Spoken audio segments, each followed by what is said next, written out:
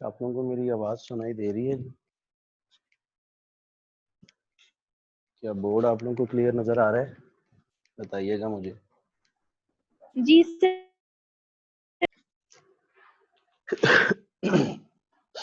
चलिए, मैंने आप लोगों से कहा था कि आज हम लोग जो लेक्चर डिस्कस करेंगे ना, वो आपका टेस्ट का लेक्चर होगा। यानी जो आपने इलेक्ट्रोस्टैटिक्स का टेस्ट दिया हुआ है ना, उस टेस्ट को हम लोग आज डिस्कस कर रहे हैं। तो ज़रा टेस्ट आप लोग निकाल लीजिएगा। 2-1 मिनट वेट कर रहे हैं ताकि बाकी बच्चे भी आ जाएं।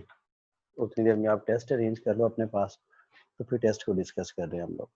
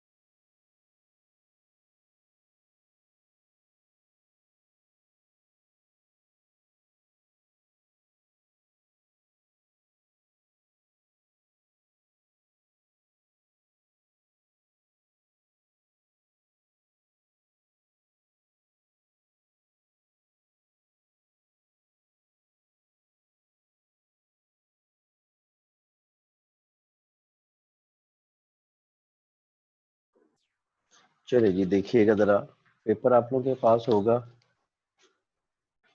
स्टार्ट कर रहे हैं हम लोग। क्वेश्चन नंबर 1 है, जी पेपर है, रेडी हो आप लोग, स्टार्ट किया जाए फिर।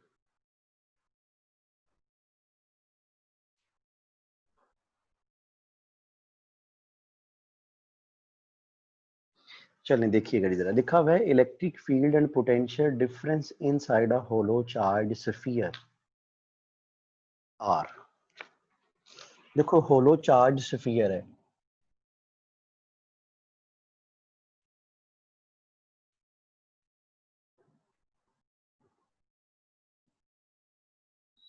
इसके अंदर आपने इलेक्ट्रिक फील्ड बताना है अंदर, और आपको पता था कि गॉसेस लॉ की एप्लीकेशन बताती थी कि इलेक्ट्रिक फील्ड तो हमेशा जीरो होता है। मैंने ये आपको तीन केस लिखवाए थे अगर होलो स्फीयर के याद हो। और इलेक्ट्रिक पोटेंशियल जो होता है इनसाइड द स्फीयर वो कांस्टेंट होता है, उतना होता है जितना स्फीयर की सरफेस पे होता है, दैट इज कांस्टेंट। अगर ये कांस्टेंट होगा तो इसका मतलब है चेंज जीरो आएगा। और उसने यही पूछा हुआ है, पोटेंशियल डिफरेंस पूछा हुआ है, इलेक्ट्रिक फील्ड भी जीरो, पोटेंशियल डिफरेंस भी जीरो। कौन सी ऑप्शन आएगी? Alpha option. हाँ, अगर इनसाइड पोटेंशियल पूछता तो फिर पोटेंशियल कांस्टेंट होना था, डिफरेंस जीरो नहीं होना था। Number 2, quantity 1/2 epsilon naught e square has a significance of. तो याद हो आप लोगों को तो एनर्जी का फार्मूला पड़ा था 1/2 epsilon naught e square A d. A d volume इधर आके डिवाइड होगा तो energy over volume 1/2 epsilon naught e square, that is energy density e square. Charlie option. Number 3, potential difference between the pair of similar conducting plate is known. What additional information is needed in order to find the electric field intensity? कहता है दो conducting plates के दरमियान दिया हुआ है potential difference, बताएं क्या एडिशनल इंफॉर्मेशन आपको पता हो कि आप इलेक्ट्रिक फील्ड इंटेंसिटी मालूम कर सको। तो फार्मूला आपने पढ़ा हुआ है V equals to e d और E equals to V over d. Potential difference आपका पता है, मजीद किसका पता हो? दोनों के दरमियान, प्लेट्स के दरमियान सेपरेशन का पता हो तो आप इलेक्ट्रिक फील्ड इंटेंसिटी मालूम कर सकते हो। कौन सा आ जाएगा? Charlie option.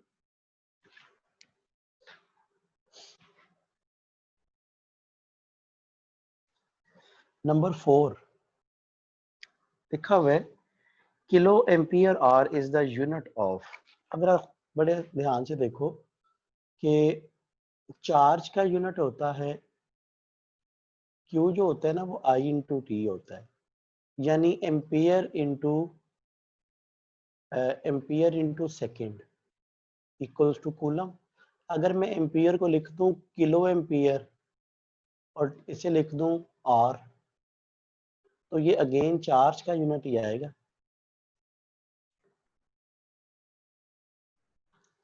समझ आ रही है बात की? That is delta option. Number 5 देखिएगा जी, लिखा हुआ two particle x and y are 4 meter apart, x has a charge q q and y has a charge q, then the force of x on y. अब देखो दो चार्जेस हैं, कौन कौन से? एक चार्ज है ये कोई चार्ज पार्टिकल x, इस पे चार्ज कितना है 2 कूलम। ये कोई चार्ज पार्टिकल y, इस पे चार्ज है कूलम, इस पे 2q, इस पे q। कहता है बताएं कितनी फोर्स है। तो आपको तो ये पता है कि जितनी फोर्स x वाला y पे लगाएगा उतनी ही फोर्स y वाला x पे लगा रहा होगा, that is the mutual force. ठीक है, तो कौन सी आएगी? That is Charlie option. इधर लिख दोगे Coulomb's force is a mutual force, coulomb force mutual force है। उसके बाद है हमारे पास क्या, नंबर 6 लिखा हुआ है equipotential surfaces associated with the charge particles are. हाँ जी, कोई चार्ज पार्टिकल है, बताएं उसकी इक्विपोटेंशियल सरफेस क्या होगी। ये चार्ज पार्टिकल, उसकी ये जो सरफेस होगी, ये सारी सरफेस क्या होगी, इक्विपोटेंशियल। ये सारी सरफेस क्या होगी, इक्विपोटेंशियल। ये सारी सरफेस क्या होगी, इक्विपोटेंशियल। तो हम कह सकते हैं कि कंसेंट्रिक स्फीयर्स होंगे और चार्ज पार्टिकल कहाँ पे पड़ा होगा, उनके सेंटर पे। यानी ये फर्स्ट सरफेस सारी की सारी इक्विपोटेंशियल है, जितना पोटेंशियल यहाँ पे होगा उतना यहाँ पे होगा, उतना यहाँ पे होगा, उतना यहाँ पे, हर पॉइंट पे सेम। ये सेकंड सरफेस भी इक्विपोटेंशियल है, जितना यहाँ पे उतना यहाँ पे, जितना यहाँ पे उतना यहाँ पे, उतना यहाँ पे। इसी तरह यहाँ पे भी सारे सेम पोटेंशियल पे होंगे। That is delta option. ये लिखवाया भी था शायद मैंने आप लोगों को। नंबर 7 लिखा हुआ है hollow metal sphere is charged to a potential V, the potential at its centre. तो बड़ा सिंपल सा था, अभी मैंने डिस्कस किया है कि किसी स्फीयर पे, चार्ज स्फीयर पे जितना पोटेंशियल उसकी सरफेस पे होता है ना, उतना ही पोटेंशियल उसके सेंटर पे हुआ करता है, और वो किसके बराबर होगा, V के बराबर ही आएगा। That is option A. Number 8 an isolated charged particle produce an electric field with magnitude E at a distance of 2 meters. At a point 1 meter from the charged particle, its magnitude. अब जरा गौर से देखिएगा, वो कहता है कि electric field जो है ना, वो के क्यू ओवर आर स्क्वायर होता है। अब जब आप कहाँ से कहाँ पे आ रहे हो, डिस्टेंस 2 मीटर से कम करके आपने 1 मीटर कर दिया, इसका मतलब है डिस्टेंस को आधा कर दिया। जब आपने डिस्टेंस को हाफ कर दिया तो इलेक्ट्रिक फील्ड क्या हो जाएगा, 4 गुना हो जाएगा। तो इसका मतलब क्या हो जाएगा, that will be Charlie option. क्योंकि 2 मीटर से कहाँ पे आ रहे हो, 1 मीटर पे, इसका मतलब है डिस्टेंस को हाफ कर रहे हो। जब डिस्टेंस को हाफ करोगे तो इलेक्ट्रिक फील्ड 4 टाइम्स हो जाएगा। Question number 9 two small charge object attracts each other with the force F when separated by distance d. If the charge on each object is reduced to 1/4 and the original value and the distance between them is reduced to d by 2, the force become। देखो, दो charge particles हैं, उनके दरमियान force है, that is k Q1 Q2 over r square या d square. अब वो क्या कहता है, क्या कर दे, वो कहता है कि एक तो हर एक चार्ज की वैल्यू 4 गुना कम कर दो, 1/4 कर दो, और दूसरा डिस्टेंस उनके दरमियान क्या कर दो आप, d/2 कर दो। 1/4 तो बताएं फोर्स कितनी आएगी, एफ डैश कितना आ जाएगा, के इसकी जगह आ जाएगा Q1/4, इसकी जगह आ गया Q2/4, और डिस्टेंस को कितना कर दिया, d/2। अब देखो, ये 4 × 4 16, ये नीचे आ जाएगा, ये 2 स्क्वायर 4 उलट के ऊपर चला जाएगा, यानी बन जाएगा 4/16 के Q1 Q2 over D square. ये सारी फोर्स बन जाएगी 1/4 इंटू एफ जितनी पहले थी, that is F/4 F dash. कितनी ऑप्शन आ जाएगी, 4 option.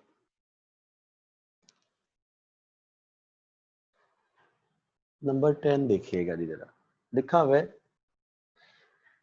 To particle A and B have identical charge Q for a net force of 0 to be exert on third charge particle, it must be placed। अब देखो, दो क्या situation they the, A और B दोनों पे charge Q है, इसका मतलब है सिमिलर चार्ज।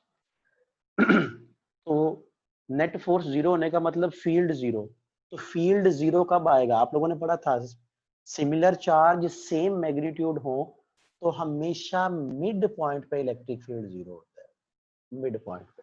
कौन सी ऑप्शन बनेगी? Midway between A and B, option A.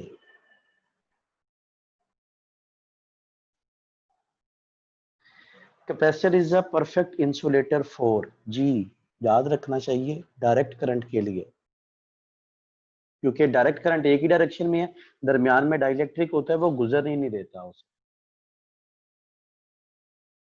DC, that is alpha option. और यही तो वजह है कैपेसिटर में एसी को प्रेफर किया जाता है कि मुसलसल चार्जिंग और डिस्चार्जिंग होती रहती है। The variation of electric potential two point charge with distance is represented by graph V along y axis and R along x axis। हाँ जी, तो क्या होगा? ये पढ़ा हुआ है आपने, V equals to K Q over R, V is inversely proportional to R। और जब इनवर्सली प्रोपोर्शनल का ग्राफ ड्रॉ किया जाएगा तो वो ग्राफ ऐसा बनेगा, ये सिचुएशन, ठीक है। ऑप्शन कितनी आ जाएगी? Delta option.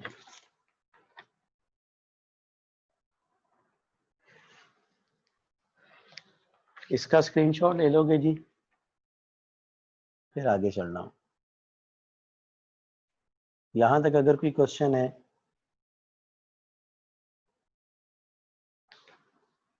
तो पूछ सकते हो आप लोग। जी बोलिएगा जरा, यहां तक कोई कंफ्यूजन?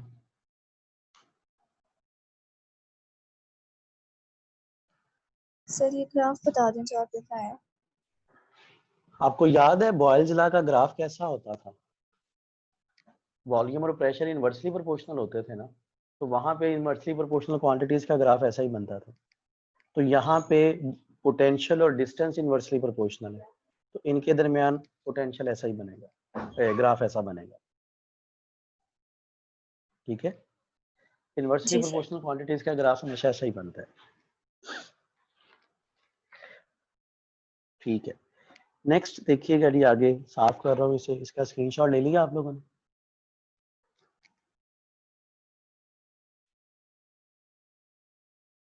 चले अगला क्वेश्चन देखिएगा, question number 13।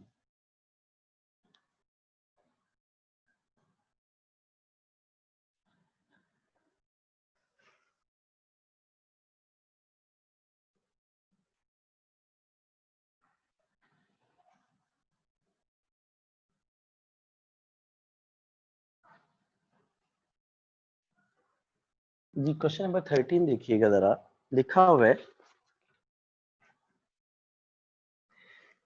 Ji, a system of 3 charges is shown in figure, if charge B is displaced slightly towards A, then क्या होगा?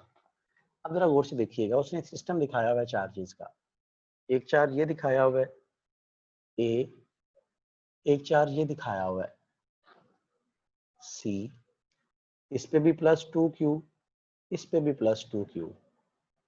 इसका मतलब है इसके मिड पॉइंट पे एक दूसरा चार्ज B दिखाया हुआ है कि भी +2Q।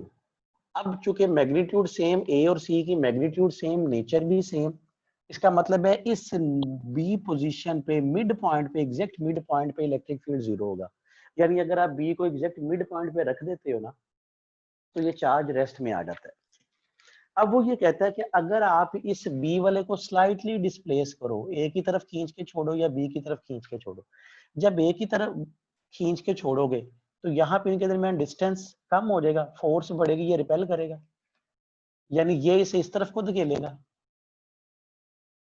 ये जाना शुरू हो जाएगा किसकी तरफ? सी की तरफ। अब सी फिर सेम मैग्नीट्यूड का है, सेम नेचर है, ये इसे रिपेल करेगा, ये इधर को आना शुरू हो जाएगा, फिर जब इस तरफ को आएगा तो ये फिर इसे धकेलेगा, इधर को जाएगा, फिर ये इस तरफ, तो ये इसके दरमियान में इसी तरह ऑसिलेट करना शुरू कर देगा। और ऐसी मोशन जो अलोंग स्ट्रेट लाइन हो, पीरियोडिक हो, इसे तो हम लोग सिंपल हार्मोनिक मोशन बोलते हैं। इसका मतलब है ये जो डेल्टा ऑप्शन है ये आएगी कि ये charge particle simple harmonic motion perform करना शुरू कर देगा। क्योंकि ये मुसलसल ऑसिलेट करना शुरू कर देगा। ठीक है सर जब हम इसे जी जी। स्लाइटली डिस्प्लेस करेंगे तो सेंटर पे आके रेस्ट में नहीं आ जाएगा? सेंटर पे नेट फोर्स तो जीरो होगी, लेकिन अपनी इनर्शिया जी की वजह से रुकेगा नहीं। ये बिल्कुल जी वैसा ही है जैसे आप पेंडुलम की बात करो। पेंडुलम को आपने मीन पोजीशन से डिस्प्लेस करके एक्सट्रीम पे ले गए, छोड़ा, वो वापस मीन पे रुकेगा नहीं, अपनी इनर्शिया की वजह से दूसरी साइड पे जाएगा, फिर वापस आएगा, रुकेगा नहीं, दूसरी साइड पे जाएगा, इसी तरह ये ऑसिलेट करता रहेगा। नंबर 14 देखिएगा जी। Two conductors having same type of charges are connected by a conducting wire. There would not be any change in amount of charge on them. कहता है कि दो कंडक्टिंग स्फीयर हैं, दोनों के ऊपर चार्ज मौजूद था, एक ये है, एक ये है। अब दोनों के ऊपर चार्ज मौजूद था, ठीक है। कहता है आपने इन दोनों को एक तार के जरिए जोड़ दिया। मैंने आपको क्या बताया था कि जब आप इन्हें कनेक्ट करते हो तो कंडक्शन स्टार्ट हो जाती है, और चार्ज हमेशा ट्रेवल करना शुरू कर देता है हाई पोटेंशियल से लो पोटेंशियल की तरफ, और तब तक ट्रेवल होता रहता है जब तक दोनों का पोटेंशियल सेम ना हो जाए। तो जैसे ही आप इसे वायर के जरिए कनेक्ट करोगे तो क्या हो जाएगा, they have the same potential, potential same हो जाएगा इनका। अल्फा ऑप्शन आएगा। Number 15, two electrons are separated, separation are experience of force F. A proton and singly ionized helium atom are separated 2R will experience a force. जी दो electrons पे force, electron electron force कितनी है, के E square over r square, ठीक है। अब वो कहता है कि आपने प्रोटॉन और हीलियम, सिंगली आयोनाइज्ड हीलियम, यानी हीलियम में एक इलेक्ट्रॉन निकला हुआ है, हीलियम, इनके दरमियान फोर्स बतानी है। अब देखो, जब आप फोर्स मालूम करोगे किसके दरमियान, प्रोटॉन प्रोटॉन पे चार्ज इतना ही होगा, और हीलियम में से एक इलेक्ट्रॉन निकलेगा तो इतना ही चार्ज आएगा हीलियम पे, और डिस्टेंस कितना रखा हुआ है 2r। F dash equals to K E square over 4r, that is F over 4, 4 गुना कम हो जाएगी फोर्स, बीटा ऑप्शन।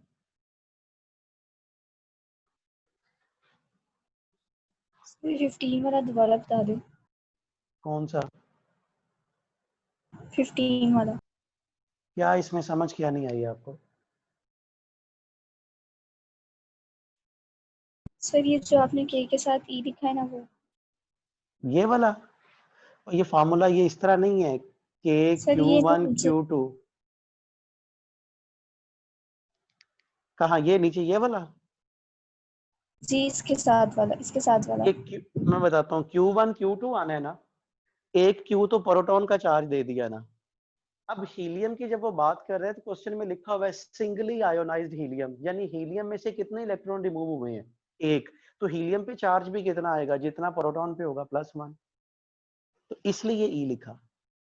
जी सर, जी थैंक यू। ठीक है। नंबर 16 देखिएगा जी, लिखा हुआ है there are two charges +1 microcoulomb, the ratio of force acting on them will be, दो चार्जेस हैं, दोनों 1 माइक्रोकूलम, ये भी 1 माइक्रोकूलम, ये भी 1 माइक्रोकूलम, किसी डिस्टेंस पे पड़े हुए हैं। कहता है बताएं इनके चार्जेस की रेशो, तो डिस्कस हुआ है पहले, कूलम फोर्स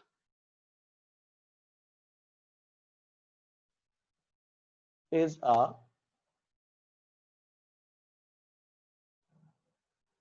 म्यूचुअल फोर्स, तो जितनी पहला दूसरे पे लगा रहा होगा उतना दूसरा पहले पे लगा रहा होगा, तो बीटा ऑप्शन 1:1 बनेगी। Number 17, the ratio of the forces between two small conducting sphere with constant charges in air in medium of dielectric constant this, तो एयर के केस में क्या होगा, दोनों के दरमियान एयर में ये आ जाएगा के Q1 Q2 over r square,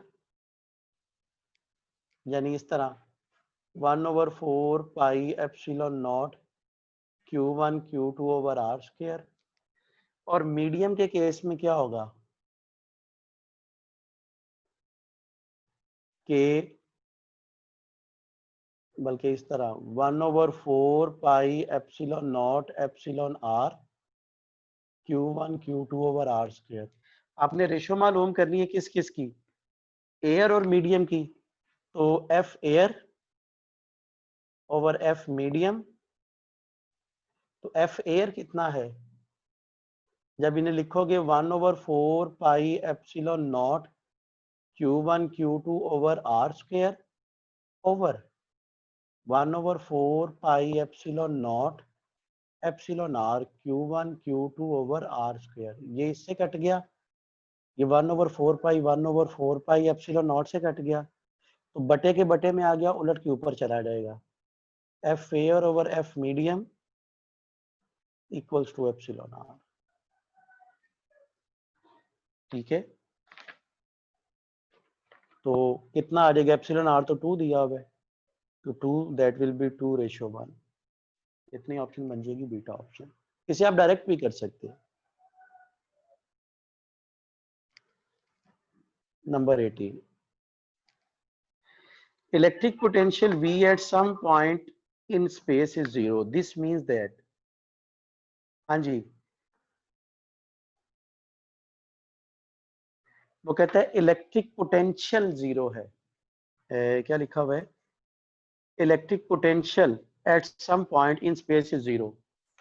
अब किसी पॉइंट पे इलेक्ट्रिक पोटेंशियल 0 है, लेकिन लाजमी नहीं कि वहां पे इलेक्ट्रिक फील्ड 0 हो। इसकी एग्जांपल आपकी जो इसकी इस तरह लेके चल सकते हैं। मैं कह सकता हूँ कि फर्ज किया ये +2 कूलम चार्ज है, ये -2 कूलम चार्ज है, इसके मिड पॉइंट पे V 0 होगा, जबकि मिड पॉइंट पे इलेक्ट्रिक फील्ड 0 नहीं होगा। ये एग्जांपल नंबर 3 या 4 है आपकी बुक में ना, कि जिसमें दो चार्जेस दिए होते हैं, उनके मिड पॉइंट पे आप इलेक्ट्रिक पोटेंशियल निकालते हो अपोजिट चार्जेस की वजह से, वो 0 आया करता है। तो यहाँ पे इलेक्ट्रिक पोटेंशियल तो 0 है, लेकिन इलेक्ट्रिक फील्ड 0 नहीं है। तो क्या आएगा जी, electric field at that point may or may not be 0। ठीक है, 0 हो भी सकता है और 0 नहीं भी हो सकता। 0 नहीं क्यों होगा? बताया तो है, दो पॉजिटिव ऑपोजिटली चार्ज है, तो दो ऑपोजिटली चार्ज के दरमियान कभी भी फील्ड 0 नहीं होता, उनके दरमियान तो फील्ड हमेशा में। पोटेंशियल डिफरेंस क्या होगा सेंटर में? पोटेंशियल डिफरेंस की बात नहीं कर रहा, वो पोटेंशियल की बात कर रहा है, सिर्फ पोटेंशियल को डिस्कस कर रहा है। अगर इस पॉइंट पे पोटेंशियल 0 है, तो इस पॉइंट पे डिफरेंस भी 0 होगा। समझ आई बात की? लेकिन इस पॉइंट पे इलेक्ट्रिक फील्ड तो 0 नहीं है। पढ़ा है ना आप लोगों ने कि दो अपोजिटली चार्ज हो तो उनके दरमियान में फील्ड कभी भी 0 नहीं हो सकता, उनके बाहर फील्ड 0 होगा। ठीक है, नंबर 19, आपने ये बोला कि इलेक्ट्रिक फील्ड 0 हो भी या नहीं सकती, या पोटेंशियल 0 हो भी सकता है और नहीं भी हो सकता? नहीं, पोटेंशियल तो हमेशा 0 होगा। अगर दो ऑपोजिट, उसने कंडीशन ये दी है, उसने ये कहा है कि भाई हमारे पास कोई एक ऐसा पॉइंट है जहां पे इलेक्ट्रिक पोटेंशियल 0 है, बताएं उस पॉइंट पे इलेक्ट्रिक फील्ड क्या हो सकता है। तो उस पॉइंट पे इलेक्ट्रिक फील्ड की दो पॉसिबिलिटीज है, वहां पे इलेक्ट्रिक फील्ड 0 भी हो सकता है, वहां पे इलेक्ट्रिक फील्ड नॉन 0 भी हो सकता है। और ये मैंने एग्जांपल दी। जीरो की एग्जांपल तो बड़ी सीधी सी है, एक फार्मूला आपने पढ़ा हुआ है ना, E equals to delta V over delta R, potential gradient का। भाई जब पोटेंशियल ही नहीं है तो चेंज भी नहीं होगा, तो इलेक्ट्रिक फील्ड तो सिंपल सा 0 हो जाएगा। ये एक केस तो है, लेकिन इलेक्ट्रिक फील्ड 0 ना होने की पॉसिबिलिटी कौन सी है, वो मैंने ये बता दी कि अगर दो चार्जेस हो सेम मैग्नीट्यूड के लेकिन ऑपोजिट हो, उनके मिड पॉइंट पे इलेक्ट्रिक फील्ड हमेशा मैक्सिमम होता है, जबकि मिड पॉइंट पे पोटेंशियल 0 होता है। सर अगर जी, सिमिलर चार्जेस होंगे तो 0 फील्ड पे होगा पोटेंशियल 0, मतलब ये है, या फिर उसके लिए डिफरेंट चीज?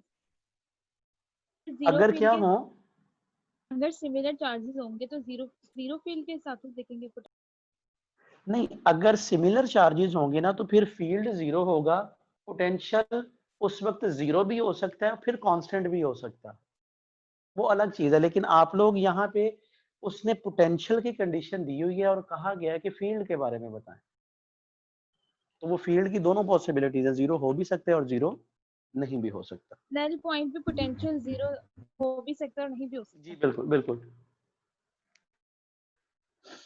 19 देखिएगा, two charges q1 q2 are placed in vacuum at a distance d and the force acting between them is f. If the medium of dielectric constant is 4 is introduced around them, the force now become, simple है कि आप लोगों ने पढ़ा था F medium equals to F vacuum over epsilon r, तो F medium F vacuum F है, epsilon r कितना है 4, डेल्टा ऑप्शन आ जाएगी। 20 electric field intensity on the surface of charged conducting sphere, जी क्या होती है? ये मैंने एक पॉइंट लिखवाया भी था, अगर आपको याद हो ना इलेक्ट्रिक फील्ड लाइंस की प्रॉपर्टीज में, कि इलेक्ट्रिक फील्ड लाइंस हमेशा इक्विपोटेंशियल सरफेस पे क्या हुआ करती हैं, नॉर्मल हुआ करती है। बीटा ऑप्शन आएगी।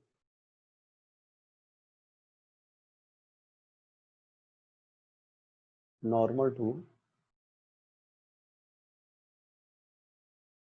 Equipotential surface.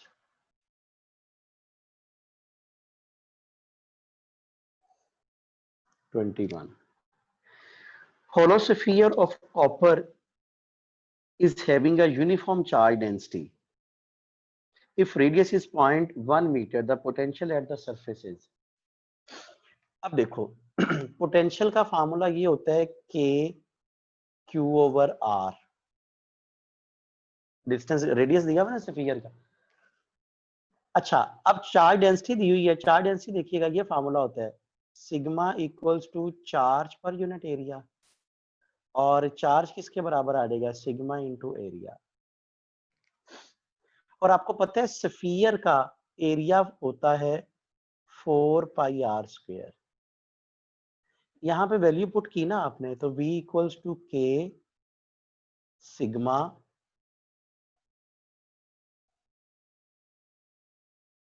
के sigma 4 pi r square over r, r इससे कट गया तो के को लिख दोगे 1/4 पाई एप्सिलॉन नॉट,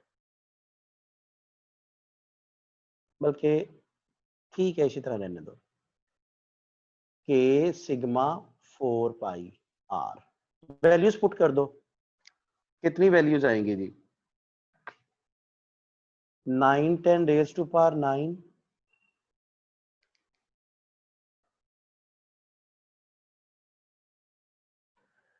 आगे कितना है, सिग्मा कितना दिया हुआ है 0.5 10 रेज टू पावर -6 इंटू 4 पाई, और आर कितना है 0.1। सारी वैल्यूज को लिख दिया आपने, ठीक है।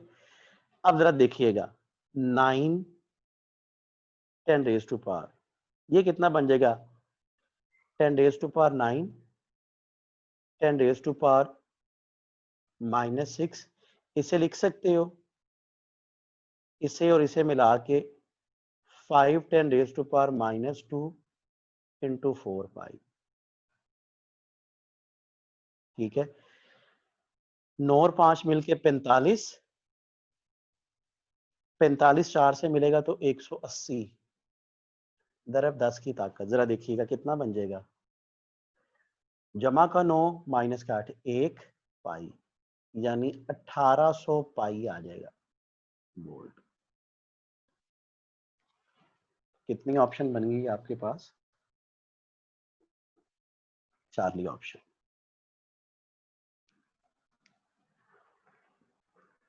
इसका स्क्रीनशॉट लोगे जी जल्दी से जरा।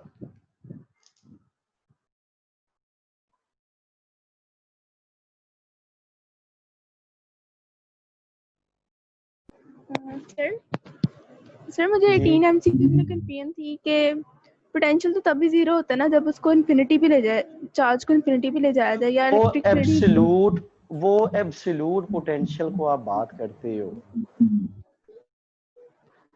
वो एब्सोल्यूट पोटेंशियल पे बात कर रहे होते हो आप।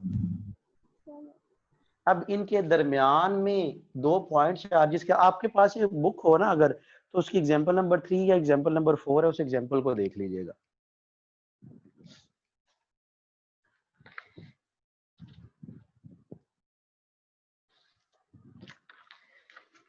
जी जल्दी जरा,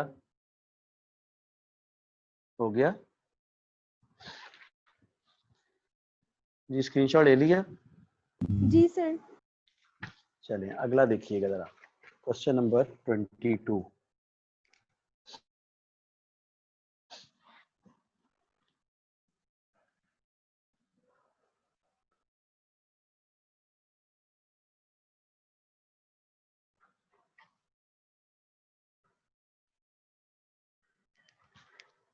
क्वेश्चन नंबर 22 देखिएगा जरा, लिखा हुआ है a charge q is placed at the center of line joining of two equal charges q.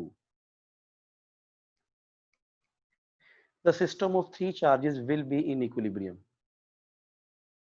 if q is equal to. अब आसान सा है, ये शायद डिस्कस हुआ भी है पहले, जरा गौर से देख लो एक दफा। वो कहता है 2 चार्जेस हैं, ये भी q, ये भी q, इनके दरमियान डिस्टेंस कितना है? कोई भी डिस्टेंस है फिक्स्ड r, दोनों चार्ज इतने हैं। कहता है इसके मिड पॉइंट पे जैसे ही ये कैपिटल क्यू चार्ज मैंने रखा, पहले ये दोनों चार्जेस एक दूसरे को क्या कर रहे होंगे? दोनों पॉजिटिव चार्ज है ना, रिपेल कर रहे होंगे। कहते जैसे ही इसके मिड पॉइंट पे एक चार्ज कैपिटल क्यू रखा, तो ये सिस्टम रेस्ट में आ गया, इक्विलिब्रियम में आ गया। बताएं इस कैपिटल क्यू की वैल्यू कितनी होगी? बल्कि ये 2 क्यू दिए हुए, कैपिटल क्यू और ये स्मॉल क्यू कहा हुआ है। कहता है बताएं जैसे ही ये स्मॉल क्यू इनके दरमियान में रखा, तो ये सिस्टम रेस्ट में आ गया। बताएं इस स्मॉल क्यू की वैल्यू कितनी होगी? ये डिस्टेंस कितना होगा? मिड में रखा हुआ है तो ये r/2 हो जाएगा। ये डिस्टेंस भी कितना होगा? r/2। अब सिचुएशन क्या होगी, जरा बड़े गौर से देखिएगा। कोई भी बॉडी रेस्ट में तब आता है कि जब उस पे अगर एक राइट साइड पे फोर्स लग रही हो तो उतनी ही फोर्स लेफ्ट साइड पे लग रही हो। वो दोनों फोर्सेस मैग्नीट्यूड में बराबर होकर डायरेक्शन को एक दूसरे के क्या कर देंगे? ऑपोजिट, और वो बैलेंस होकर 0 आ जाएगा। इसी तरह अगर आप देखो, फर्ज करो कि ये वाला चार्ज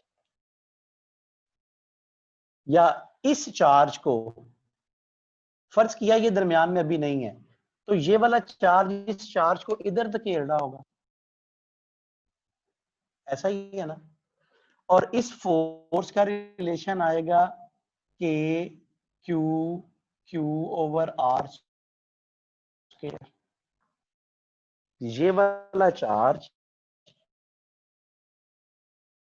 इसे फर्स्ट चार्ज सेकंड को धकेल रहा होगा इस फोर्स इधर। अब ये रेस्ट में तब आएगा जैसे ही मैं एक चार्ज क्यू यहाँ पे रखता हूं। इसका मतलब है इस क्यू को यहाँ पे रखने का मतलब है ये रेस्ट में तब आ गया कि जैसे ही इस क्यू को यहाँ पे रखा, इस चार्ज ने इसको इधर खींचना शुरू कर दिया, इतनी ही। और जब इधर खींचेगा तो इन दोनों के दरमियान फोर्स कितनी आ जाएगी? K Q Q over r/2 whole square, क्योंकि इन दोनों के दरमियान डिस्टेंस r/2 है। सेम सिनेरियो जो इधर होगा वही इधर होगा, क्योंकि चार्जेस की अमाउंट सेम है। अब ये चार्ज रेस्ट में तब आएगा जब ये दोनों फोर्सेस बराबर होंगी। जब ये दोनों फोर्सेस बराबर हैं, K Q Q over r/2 whole square, K Q Q over r square. अब आपको पता है ये क्यू इस क्यू से कट जाएगा, के इस के से कट जाएगा, ये r स्क्वायर ऊपर 2 ऊपर जाएगा तो 4q over r square equals to q over r square इससे कट गया। अब q बराबर आ जाएगा किसके? q/4। लेकिन एक चीज याद रखिएगा यहाँ पे, अब जरा गौर से देखिएगा, जब ये दोनों पॉजिटिव चार्जेस है तो एक दूसरे को रिपेल कर रहे हैं, ये अट्रैक्ट एक दूसरे को तब करेंगे जब एक पॉजिटिव का होगा एक नेगेटिव का होगा। तो इसका मतलब है दोनों की मैग्नीट्यूड सेम होगी लेकिन डायरेक्शन ऑपोजिट होगी, इसलिए नेगेटिव यहाँ पे आ जाएगा। तो ये आंसर आ जाएगा आपके पास। ठीक है, चार्ली ऑप्शन। नेगेटिव साइन क्यों आया? क्योंकि दोनों फोर्सेस मैग्नीट्यूड में क्या है, बराबर, डायरेक्शन में एक दूसरे के ऑपोजिट।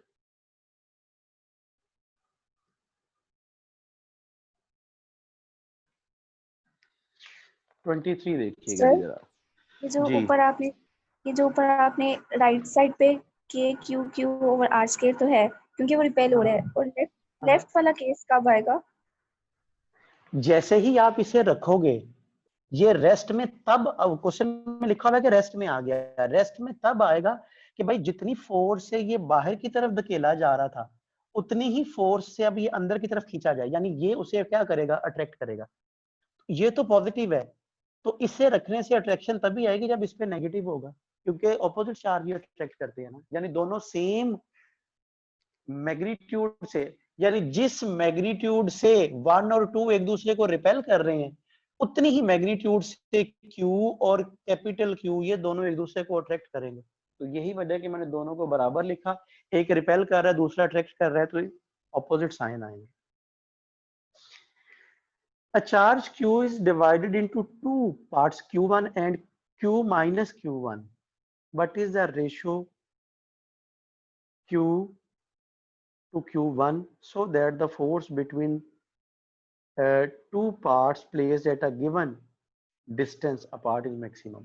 याद रखिएगा, वो कहता है कि एक Q था, चार्ज Q, उसमें से फर्स्ट पार्ट क्या बना, Q1, तो सेकंड पार्ट क्या होगा, Q minus Q1। समझ आ गई बात की? अब वो क्या कहता है, कहता है Q1 और Q1 की रेशियो मालूम करनी है आपने।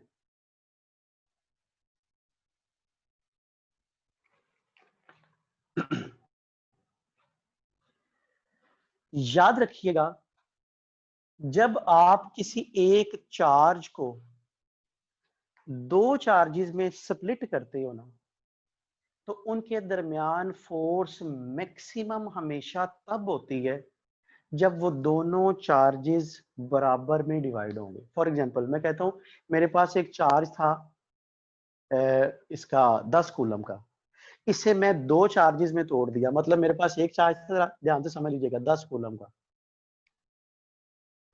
इसे मैं दो चार्जेस में तोड़ देता हूं। मुझे बताएं कि इनके दरमियान उन जो दो हिस्से बनाऊंगा उन दो के दरमियान फोर्स मैक्सिमम कब होगी। अब इसकी पॉसिबिलिटी कितनी होगी भाई, दो पॉसिबिलिटीज होगी। एक पॉसिबिलिटी ये कि अगर एक हिस्सा 1 कूलम है तो दूसरा 9 कूलम हो, 2 कूलम है तो 8 कूलम हो, 3 कूलम है तो 7 कूलम हो, 4 है तो 6 हो, 5 है तो 5 हो, यही है ना। फिर ये क्या आ जाएगा, 6 है तो ये 4 हो, ये 7 है तो ये 3 हो, ये कितना है 8 है तो ये 2 हो, ये 9 है तो ये 1 हो। अब मुझे बताओ, आपको पता ना Q1 Q2 मल्टीप्लाई होते हैं, और आप लोगों ने ये भी पढ़ा हुआ है कि F is proportional to Q1 Q2, जिसमें Q1 और Q2 का प्रोडक्ट मैक्सिमम होगा वहां पे फोर्स मैक्सिमम होगा। अब जब मैंने हिस्से बनाए, इन दोनों का प्रोडक्ट कितना आया, 9, इन दो का 16, इन दो का 21, इनका 24, इनका 25, इनका 24, 21, 16, 9। इसका मतलब है जब दो चार्जेस बराबर में बटेंगे उनकी फोर्स मैक्सिमम होगी, क्योंकि उस वक्त Q1 और Q2 का प्रोडक्ट मैक्सिमम होता है। फॉलो किया बात को? अब जरा देखिएगा, अब वो कहता है कि फोर्स मैक्सिमम है, दो हिस्से बनाए, असल में चार्ज Q था, दो हिस्से बनाए, तो इसका मतलब है जो Q होगा, जो क्या होगा, Q1 होगा वो भी Q/2 होगा, और जो Q2 होगा वो भी Q/2 होगा, तभी फोर्स मैक्सिमम होगी। समझ आ गई बात की। अब उसने क्या कहा हुआ है, कहता जी आपने रेशो बतानी है कितनी आएगी। तो किसकी रेशो मालूम करनी है आपने, Q और Q1 की। Q1 कितना है, Q/2, दैट इज 2:1 आ जाएगा, ऑप्शन बी।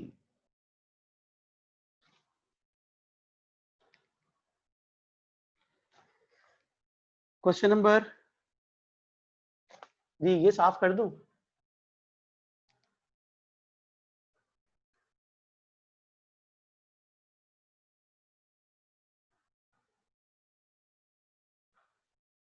आगे देखिएगा जी, question number 24।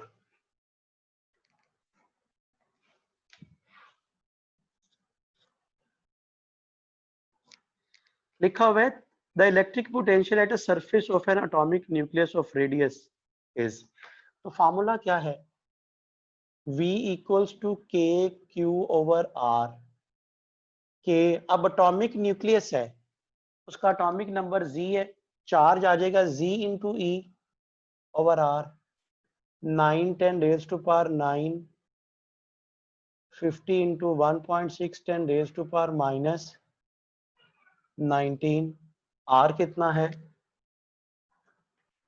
9 10 raised to power minus 15। ये इससे कट गया, 50 1/6 से ज़रब होगा तो 80 बन जाता है। 80 ज़रब 10 की ताकत 9 माइनस 19 जमा 15। 80 ज़रब 10 की ताकत कितना बन जाएगा जी,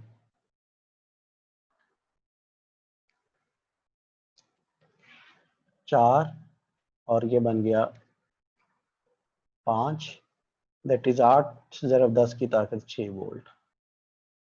कितना आ जाएगा, Charlie option 25। In a region of an electric field, a charge is moved from one to A to B via 3 different paths as shown in figure. W1, W2 and W2 denote the work done along the 3 paths. Then, अब आपको पता है electric field is a conservative field.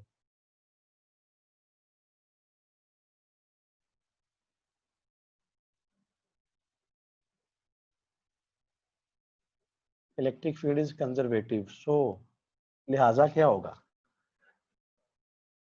Conservative field में work done path dependent नहीं होता, delta option आ जाएगी 26। Glass slab is put within the plates of charged parallel plate capacitor. Which of the following quantity does not change? बताया था आपको कि charge capacitor के दरमियान जब आप डाइलेक्ट्रिक प्लेस करते हो चार्ज कैपेसिटर पे, तो चार्ज हमेशा सेम रहता है। यानी ये वो केस है, charged capacitor means when battery is disconnected, तो चार्ज क्यू रिमेन सेम रहेगा जी। बल्कि इस तरह लिखोगे, when battery is disconnected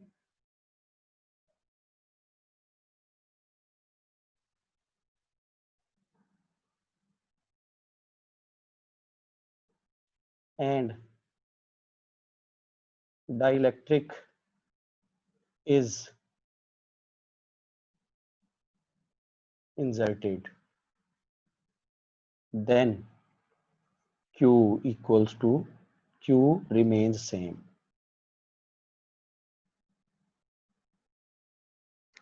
Charge remains same जी, delta option 27। The capacity of parallel plate capacitor depends upon, तो पढ़ा था हम लोगों ने, C equals to A epsilon naught over D। किस पे डिपेंड करती है, एरिया पे, मीडियम पे और सेपरेशन पे। तो यहाँ पे डेल्टा ऑप्शन आएगी separation 28। Parallel plate capacitor has charge Q coulomb, potential V coulomb and energy E joule. A dielectric slab is now introduced between the plates. Then क्या होता है जी, अब ये भी क्या है, चार्ज्ड कैपेसिटर है, तो क्या होगा, V and E decreases.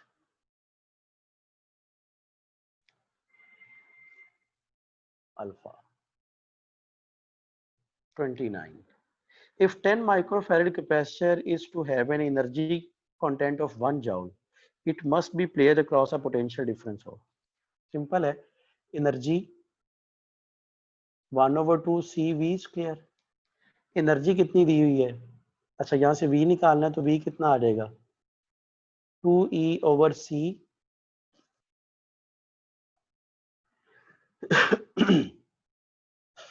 कितना बन जाएगा? 2 × 1, C कितना है? 10⁻⁻⁻⁶. V square equals to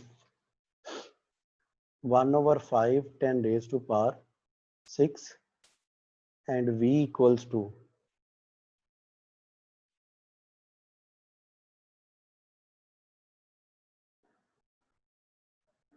ये बन जाएगा, क्या देखिएगा,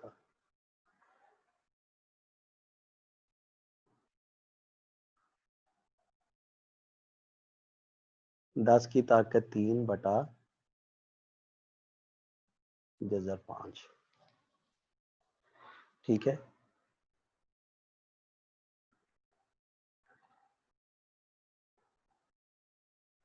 that will be approximate 450 volt. 1000 बनेगा, 1000 को जजर 5 पे, हाँ तकरीबन 500 के करीब करीब जो आंसर होगा वो आएगा, और 500 के करीब करीब आंसर 450 बनाइए. Delta option. कैसे पता चलेगा? ये अगर 4 होता तो कितना होना था? 2 आना था ना. अगर ये 4 होता, 5 की जगह 4 होता तो 2 आना था. 2 को आपने 1000 को 2 पे डिवाइड करना था तो कितना आ जाना था? 500. लेकिन ये 2 से थोड़ी बड़ी वैल्यू है, इसका मतलब है आंसर 500 से थोड़ा कम आएगा. तो इसमें कौन सी ऑप्शन थी? एक ही ऑप्शन थी, 450. इसका स्क्रीनशॉट ले लो जी.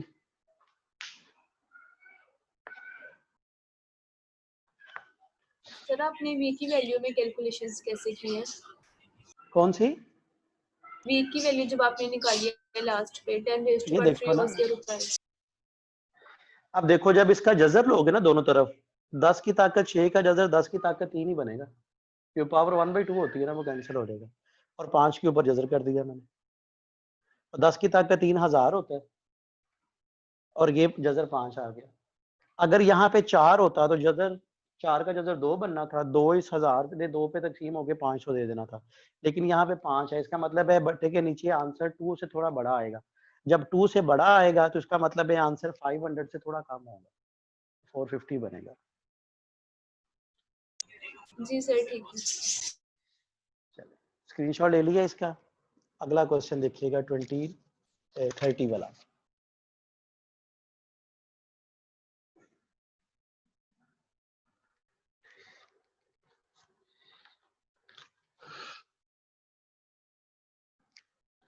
A capacitor is charged through a potential difference of 200 volt and possesses a charge of 0.1 coulomb.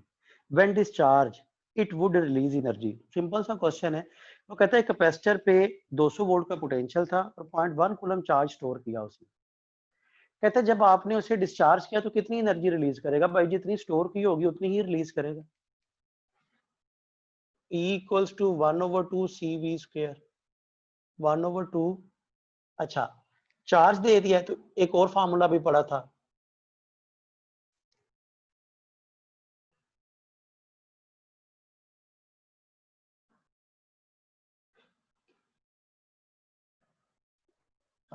Just 1 minute. A capacitor is charged to potential difference this and possesses a 0.1 coulomb charge. When discharged, it releases energy.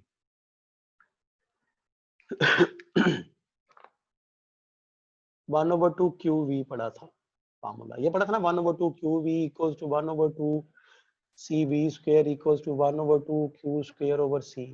ये पहले वाला formula इस्तेमाल हो जाएगा. 1/2 Q कितना है? 0.1.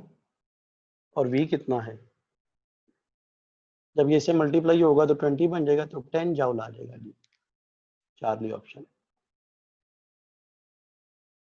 31 capacitor of parallel plate capacitor is independent of, वो पहले फार्मूला लिखा हुआ है, इंडिपेंडेंट किस पे है, epsilon not over D nature of material पे।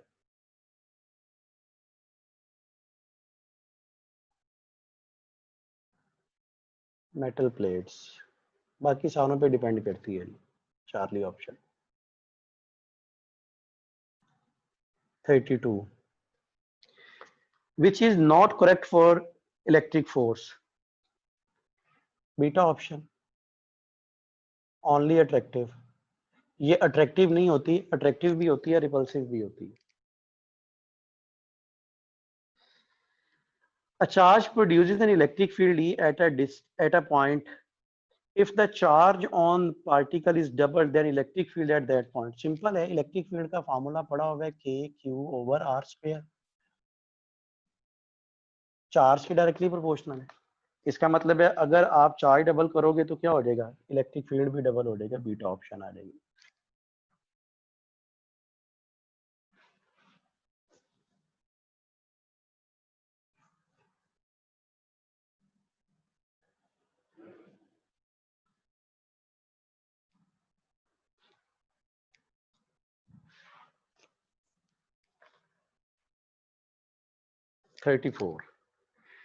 If force between point charges of 10 microcoulomb and 40 microcoulomb is 9000 Newton, the distance between them। Simple सा, क्या दे दिया है, F equals to K/Q1 Q2 over R² and R² equals to K/Q1 Q2 over F। 9 10 raised to power 9, Q1 कितना है 10 10 raised to power -6, 40 10 raised to power -6 over 9 10 raised to power 4। अब ये इससे गया, ये कितना बन गया 400 10 raised to power 9 minus 12 minus 4, कितना बन गया 400 10 raised to power ji 16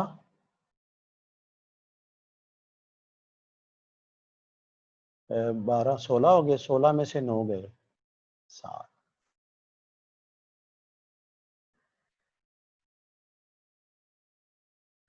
four 10 raised to power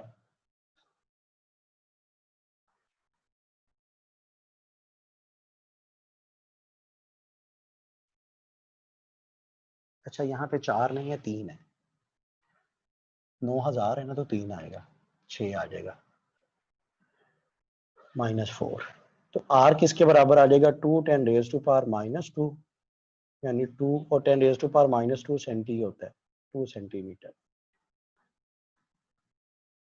alpha option. 85 देखिएगा जी जरा, लिखा हुआ है there are 4 point charges A, B, C and D. If A and B repel each other and C, D also repel each other, but A and C attract each other, then D and B। अब देखिएगा क्या है, A, B, C, D 4 charges है। If A and B repel, A, B ये repel कर रहे हैं एक दूसरे को, रिपेल करने का मतलब दोनों पे सिमिलर चार्ज है। मैं फर्ज कर लेता हूं कि इन दोनों पे सिमिलर चार्ज है पॉजिटिव, फर्ज कर लेता हूं, नेगेटिव भी ले सकते हैं। और इसी तरह सी और डी है, ये भी क्या करते हैं, एक दूसरे को रिपेल करते हैं। अब इन पे भी क्या चार्ज हो सकता है, दोनों हो सकते हैं, पॉजिटिव हो सकता है, नेगेटिव हो सकता है, लेकिन साथ ही उसने कह दिया कि ए और सी अट्रैक्ट करते हैं, तो भाई फिर ये कंपलसरी होगा कि इन दोनों पे जितना ए पे चार्ज है ना, जो ए पे है उससे ऑपोजिट होगा, यानी ये भी नेगेटिव होगा, ये भी नेगेटिव है तो सिमिलर ना। ये दोनों रिपेल करेंगे लेकिन ये दोनों अट्रैक्ट करेंगे, तो फिर डी और बी भी क्या करेंगे, अट्रैक्ट करेंगे। ऑप्शन क्या आ जाएगी, beta.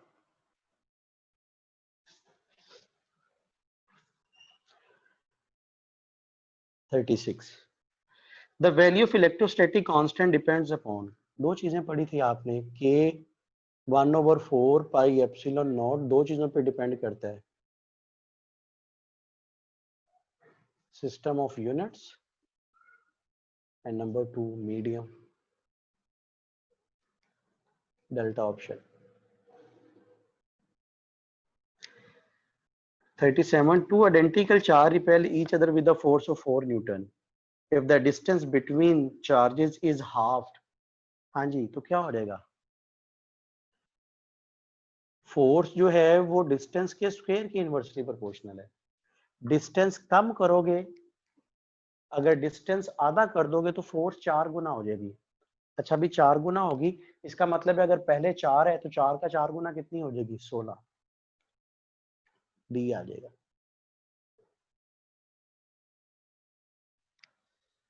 Potential gradient is defined as, बताया था, potential gradient delta V over delta R. हाँ, इसके साथ अगर नेगेटिव आ जाए तो फिर इलेक्ट्रिक फील्ड बन जाता है। 39 charge -4 microcoulomb at origin and +6 microcoulomb at a distance of 3 meter on positive x-axis. The point where electric intensity will zero at, अब जरा गौर से देखिएगा, ये ओरिजिन, इस ओरिजिन पे चार्ज पड़ा हुआ है कितना, -4 माइक्रोकूलम। कहता है इससे 3 मीटर के फासले पे यहां पे पड़ा हुआ है +16 माइक्रोकूलम। कहता है बताएं कि इलेक्ट्रिक फील्ड इंटेंसिटी, ये ओरिजिन है, इलेक्ट्रिक फील्ड इंटेंसिटी कहाँ पे जीरो होगी। तो आप लोगों को अगर याद हो ना, तो हम लोगों ने पढ़ा था, क्या पढ़ा था कि भाई अगर ऑपोजिट चार्जेस हों तो फील्ड जीरो दरमियान में कहीं भी नहीं आता, बाहर आया करता है। ठीक है, फिर आपने ये पढ़ा था कि अगर मैग्नीट्यूड सेम हो तो सेम डिस्टेंस पे दोनों साइड पे होते हैं, और अगर मैग्नीट्यूड डिफरेंट हो तो जो छोटे वाला चार्ज है उसके करीब होगा। इसका मतलब है इलेक्ट्रिक फील्ड जीरो कहाँ पे आएगा, यहाँ पे कहीं आएगा, छोटे वाले चार्ज के करीब। अब ये वाला जो पॉइंट है, क्या ये नेगेटिव, ये तो पॉजिटिव एक्स एक्सिस है ना, ये ओरिजिन है तो ये पॉजिटिव एक्स एक्सिस और ये नेगेटिव एक्स एक्सिस।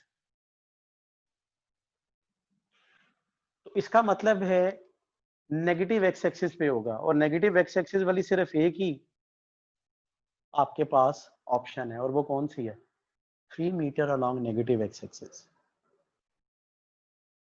ठीक है, and the last one number 1 metre जी, आ रहा है। क्या आ रहा है, क्या आ रहा है 1 आपका, नहीं 1 मीटर तो नहीं आएगा ना। ये डिस्टेंस फर्ज कर लो कितना है, ये दिया हुआ है उसने आर 3 मीटर, ये एक्स है, ये मालूम कर लो। तो दोनों चार्जेस की वजह से यहाँ पे फील्ड मालूम करो, इस चार्ज की वजह से यहाँ पे करोगे तो कितना हो जाएगा, के क्यू, इसे Q1 कह दो, ओवर एक्स स्क्वायर, और इसकी वजह से यहाँ पे मालूम करोगे तो K Q2 over X plus R whole square, लेकिन ये एक दूसरे के ऑपोजिट होंगे। वैल्यू पुट करो, के से कट जाएगा, -4 10 raised to power -6 -16 10 raised to power -6 over x square over X plus 3 square. ये इससे कट गया, ये नेगेटिव इससे गया, दोनों तरफ जजर लोगे तो 4 ओवर, दोनों तरफ जजर लोगे तो 2 over X equals two 4 over X plus 3। Simplify कर लो इसे, कितना बन जाएगा 2x + 6 = 4x। तो 2x = 6 and x = 3।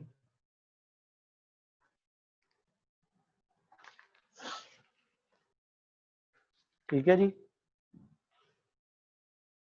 Number 40। Sir जी थोड़ा सा राइट साइड पे कर दें कैमरा। मैं 1 मिनट कर देता हूँ, मैं कर देता हूँ। 40 वाला देखो जी जरा, वो कह रहा है कि ये 2 प्लेट्स हैं,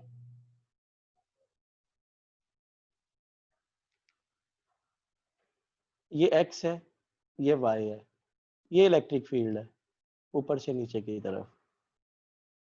इसका मतलब है ये पॉजिटिव होगा, ये नेगेटिव होगा। चलें आप इसका स्क्रीनशॉट लो, मैं लास्ट वाला क्वेश्चन करा रहा हूँ, बोर्ड पे नजर नहीं आ रहा। इसका स्क्रीनशॉट लो, लास्ट वाला करवा रहा हूँ।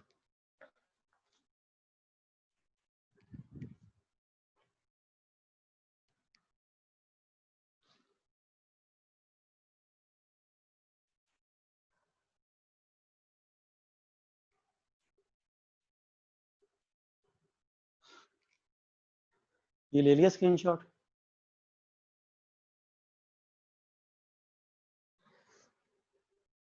चलें 40 वाला क्वेश्चन देखिएगा जी जरा, लास्ट वाला क्वेश्चन है।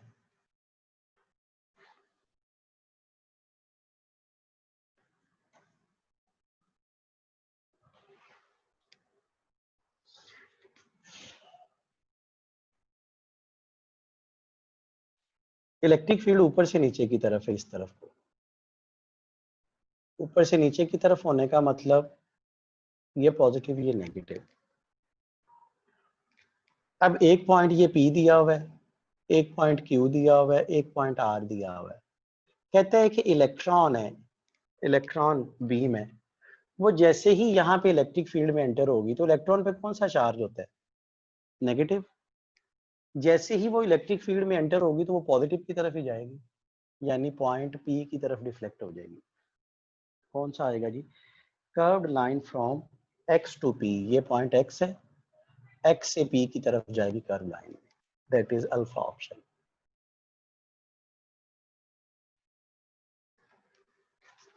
ठीक है,